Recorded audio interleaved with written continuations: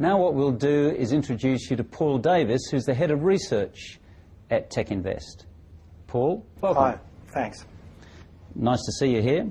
Can you give us a bit of an idea of the TechInvest research process? Yes, well, it's quite wide-ranging. We're looking for change. So we're looking for demographics or technology or productivity changes which are inexorable, and then looking for the industries and the companies that are both on the right side of those changes and on the wrong side of those changes. That's the first stage, and we call that, everyone generally calls that research, reading the world. The second change is the second stage of the process is we then try and quantify the investment impact on these companies and industries.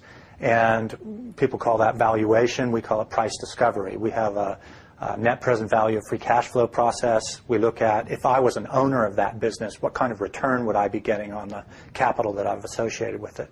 And then the third stage is capital allocation. So given that set of opportunities, positives and negatives, how would we allocate our capital in a way that gets us the best return we can get for the risk that we're undertaking? So that's the process in a nutshell.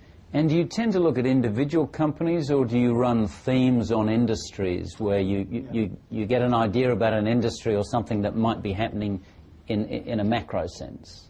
It all comes down to individual companies in the end, because that's what's traded on the exchanges. But we might implement a view using a couple companies on the long side, a couple companies on the short side.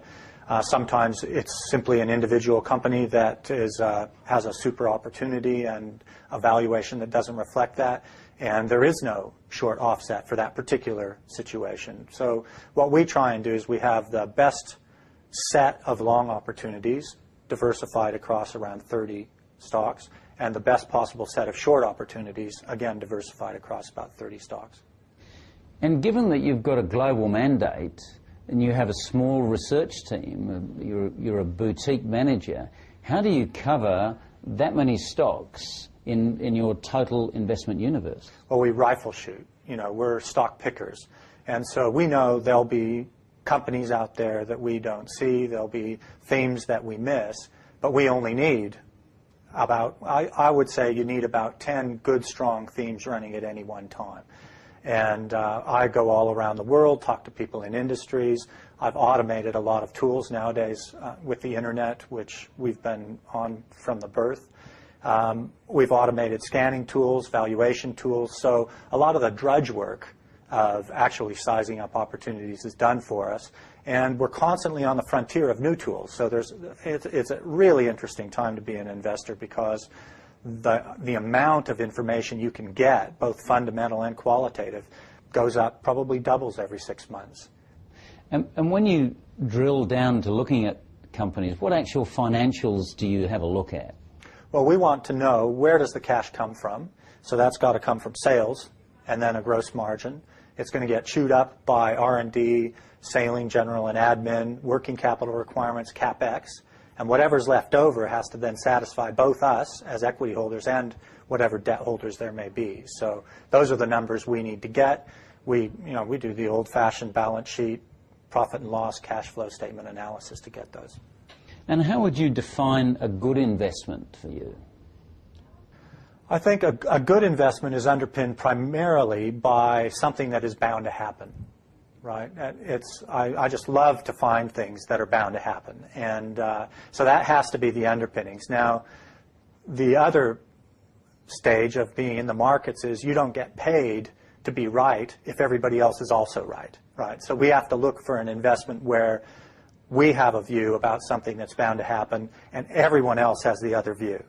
Now, you also don't get paid unless they change their mind. That's when the payday comes. So that's a perfect investment, is one where something's bound to happen, we're right about it, everyone else is wrong about it, and they eventually go our way. Those are the good ones. You can often have the right idea but the wrong timing. How do you enter and exit the market and time that entry and exit? Yeah, our valuation method is the discipline that tells us when a stock is cheap and when it's expensive. So we have a buy price, fair price, sell price that we constantly revise every time new data comes along. Sometimes we hold stocks for 18 months, some stocks 3-4 years. You know, If it's producing a good return and the market still isn't overvaluing that return, we're happy to just hold it and take that return. So it's fair to say that you're investors rather than traders?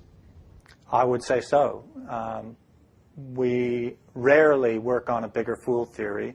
Our philosophy is if the market's closed tomorrow and we had to own these stocks for the rest of our lives, the cash flow these stocks generate would provide an adequate return on our capital. So the idea that we can then sell them on is, we would really only sell them on if we thought someone was mistaken about how valuable they were. Well, thank you very much for your time today. It's been very interesting. Thanks.